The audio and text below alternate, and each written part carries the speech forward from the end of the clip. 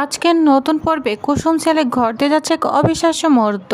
হ্যাঁ ভিউয়ার্স, এমনটি দেখতে পাবেন।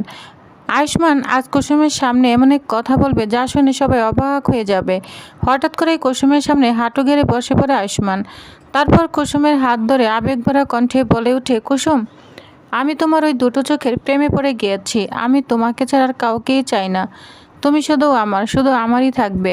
আমার জীবনের বাকি সময়টা আমি তোমার সাথেই কাটাতে চাই। তারপর আয়ুষ্মান সোজাসুজি বলে দেয়, কুসুম, তুমি কি আমায় বিয়ে করবে? কথা শুনে কুসুম তো একদম চুপ হয়ে যায়।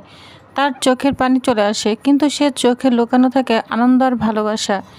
ধীরে ধীরে কুসুম বলে ওঠে, আমিও আপনাকে ভালোবাসি ছোট সাহেব।